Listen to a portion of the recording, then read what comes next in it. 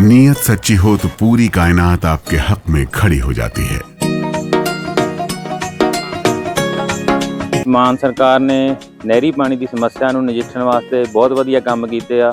ਸਾਡੇ ਖੇਤਾਂ ਨੂੰ ਪਾਣੀ ਪੂਰਾ ਲੱਗਣ ਲੱਗ ਪਿਆ ਜੀ। मांझा, मालवा, दुआबा और पुआध के इलाके दुआएं दे रहे हैं। ਮਾਨ ਸਰਕਾਰ ਦਾ ਬਹੁਤ ਬਹੁਤ ਧੰਨਵਾਦ ਕਰਦੇ ਹਾਂ। ਇਸ ਜੂਨ ਜੁਲਾਈ ਜਦੋਂ ਝੋਨੇ ਦੀ ਫਸਲ ਹੋਊਗੀ ਇਹ 85% ਤੇ ਪਹੁੰਚ ਜਾਾਂਗੇ।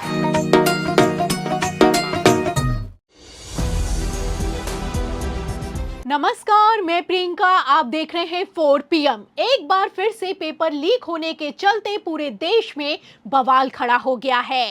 एक तरफ धर्मेंद्र प्रधान ने प्रधानमंत्री नरेंद्र मोदी को मुंह दिखाने लायक तक नहीं छोड़ा है, तो वहीं दूसरी तरफ अचानक से हुए 2 इस्तीफों ने कैसे गुजरात लॉबी की नींव हिला दी है और बौखलाए अमित शाह ने कितनी बड़ी चूक कर दी है, आपको एक एक करके बताएंगे। लेकिन पहले बिग ब्रेकिंग देखिए। तो लेटेस्ट खबर निकल कर सामने आई है कि महाराष्ट्र में टेट का पेपर लीक हो गया है, जिसके चलते एग्जाम को कैंसिल कर दिया गया है और शिक्षा विभाग जांच में जुटा है। मतलब कि जिस शिक्षा विभाग के मुखिया धर्मेंद्र प्रधान के चलते पेपर धड़ाधड़ लीक हो रहे हैं, वो ही अब जांच करवा रहे हैं। एक तरफ धर्मेंद्र प्रधान इस्तीफा देने के लिए तैयार नहीं है, तो वहीं दूसरी तरफ प्रधानमंत्री नरेंद्र मोदी धर्मेंद्र प्रधान के चरणों में लोटपोट हुए जा रहे हैं। फिलहाल इसी को लेकर मोदी जी की डबल फजियत हो रही है। आपको बता दें कि ठीक एक दिन पहले प्रधानमंत्री नरेंद्र मोदी ने धर्मेंद्र प्रधान को जन्मदिन की बधाई देते हुए ट्वीट करते हुए लिखा कि जिस तरीके से धर्मेंद्र प्रधान ने देश में राष्ट्रीय शिक्षा नीति को लागू किया है, ये अपने आप में बहुत सराहनीय है। मतलब कि आप देख सकते हैं कि इन लोगों को शर्म है कि आती नहीं। एक तरफ धर्मेंद्र प्रधान इस्तीफा दो सोशल मीडिया पर ट्रेंड कर रहा है, वहीं दूसरी तरफ देश का प्रधानमंत्री उस शिक्षा मंत्री की तारीफ कर रहा है। आपको बता दें कि धर्मेंद्र प्रधान ने जब शिक्षा मंत्री का कार्यभार संभाला था, तब कसम खाई थी कि 0 एरर पर एग्जाम करवाएंगे, लेकिन फिर भी उनके कार्यकाल में किस तरीके से धड़ाधड़ पेपर लीक हो रहे हैं, ये किसी से छुपा हुआ नहीं है। एक तरफ धर्मेंद्र प्रधान है, वहीं दूसरी तरफ प्रधानमंत्री नरेंद्र मोदी के कार्यकाल में तो सारी की सारी हदें ही पार हो गई हैं। मतलब कि जिस राम के नाम पर मोदी जी सत्ता पर काबिज हुए, उसी मोदी राज में राम मंदिर में ही लूट मची है। फिलहाल जैसे खबरें निकलकर सामने आ रही हैं, ऐसे में इतना तो साफ हो चुका है कि मोदी सरकार की उल्टी गिनती शुरू हो गई है। वरना अचानक से राम मंदिर ट्रस्ट के 2 बड़े अधिकारियों का इस्तीफा होने का मतलब क्या बनता है, आप समझ सकते हैं। सूत्रों के हवाले से दावा किया जा रहा है कि चंपत राय और अनिल मिश्रा जैसे लोगों के इस्तीफे करवाकर बड़े बड़े लोगों को जेल जाने से बचाया जा रहा है। मतलब कि यहाँ पर मुद्दा सिर्फ शिक्षा और धर्म नहीं है, बल्कि राष्ट्रवाद, जिसके नाम पर मोदी सरकार ने 56 इंच की छाती दिखाई, उसको लेकर भी जो भरे सदन में हुआ है, ये अपने आप में बेहद शर्मनाक है। आपको प्रश्न पूछना है तो यह पूछिए कि इस ऑपरेशन में क्या हमारे जाबाज सैनिकों को कोई क्षति हुई है, तो उसका उत्तर है नहीं। तो सुना आपने, एक तरफ देश का रक्षा मंत्री भरे सदन में खड़ा होकर झूठ बोलता है, वहीं दूसरी तरफ देश का गृह मंत्री टेबल बचाता है, पीछे बैठा शिक्षा मंत्री तालियां ठोकता हुआ नजर आता है। मतलब कि इन लोगों को शर्म है कि आती नहीं।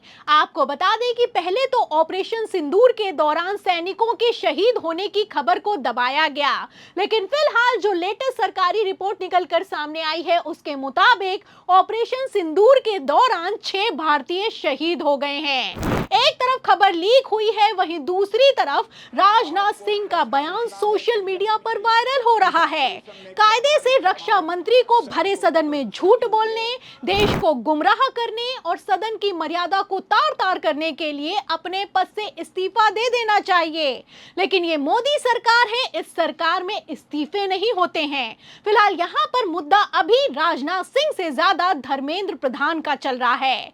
आपको बता दें कि चंपत राय के इस्तीफे के बाद से लगातार धर्मेंद्र प्रधान इस्तीफा दो मिशन और भी ज्यादा एक्टिव होता हुआ नजर आ रहा है। एक तरफ धर्मेंद्र प्रधान का इस्तीफा मांगा जा रहा है, वहीं दूसरी तरफ जिस तरीके से प्रधानमंत्री नरेंद्र मोदी धर्मेंद्र प्रधान की तारीफ कर रहे हैं, ऐसे हालातों में अगर धर्मेंद्र प्रधान की छुट्टी नहीं हुई तो प्रधानमंत्री नरेंद्र मोदी की कुर्सी भी जाने वाली है। अगर ये मामला कल बढ़ता है तो फिर मंत्री के इस्तीफे में बात नहीं बचेगी, फिर तो हम मोदी को हटाने चाहते हैं। तो टेट का पेपर लीक होने के बाद से जंतर मंतर का प्रदर्शन और भी ज्यादा उग्र हो गया है। अभिजीत दीपिके ने इस खबर को शेयर करते हुए धर्मेंद्र प्रधान की धज्जियां उड़ाकर रख दी हैं। आपको बता दें, कल यानी कि रविवार से जंतर मंतर का प्रदर्शन और भी ज्यादा उग्र होने वाला है। खबर निकलकर सामने आई है कि एक तरफ अपने हजारों फॉलोवर्स के साथ सोनम वांगचुक भूख हड़ताल पर बैठेंगे, तो वहीं दूसरी तरफ इस कॉकरोच जनता पार्टी के प्रदर्शन से अब किसान आंदोलन भी जुड़ने वाला है। मतलब कि इस बार किसान बॉर्डर पर नहीं बल्कि दिल्ली के दिल जंतर मंतर में बैठकर प्रधानमंत्री नरेंद्र मोदी की कुर्सी हिला देंगे। फिलहाल जिस तरीके से माहौल बन रहा है, ऐसे हालातों में खबरें निकलकर सामने आई हैं कि धर्मेंद्र प्रधान का इस्तीफा हो सकता है, लेकिन ये इस्तीफा होगा या फिर कि नहीं, ये भी देखना होगा। कायदे से देखा जाए तो जिस तरीके से मोदी सरकार निकम्मी साबित हुई है, ऐसे हालातों में तो प्रधानमंत्री नरेंद्र मोदी को भी अपनी कुर्सी छोड़ देनी चाहिए। दावा तो किया गया था कि बहुत हुई महंगाई की मार अब की बार मोदी सरकार, लेकिन फिलहाल महंगाई कैसे अपने चरम पर है ये किसी से छुपा हुआ नहीं है। हर दूसरा बेरोजगार घूम रहा है, पेपर ये लोग करवा नहीं पाते हैं, और तो और राम मंदिर तक में लूट मची हुई है। गजब तो इस बात को लेकर हो गया है कि राष्ट्रवाद का ढकोसला भरे सदन में किया जा रहा है। तो फिलहाल जिस तरीके से चौतरफा ये खेल चल रहा है, ऐसे हालातों में इतना तो साफ हो चुका है कि अगर 2/3 बहुमत जुटाकर परिसीमन बिल को सदन से अमित शाह पारित नहीं करवा पाए तो 2029 के लोकसभा चुनावों में प्रधानमंत्री नरेंद्र मोदी को बचा पाना नामुमकिन दिखाई दे रहा है। मतलब साफ हो चुका है कि हर एक मोर्चे पर मोदी सरकार फेल हो चुकी है, और क्या ये फेल हो चुकी सरकार अगर धर्मेंद्र प्रधान का इस्तीफा नहीं लेगी तो इसकी उल्टी गिनती शुरू होगी। इन सभी सवालों के जवाब में पूरी रिपोर्ट पर आपकी क्या राय है, जो भी आप सोचते हैं हमें कमेंट बॉक्स में जरूर लिखें।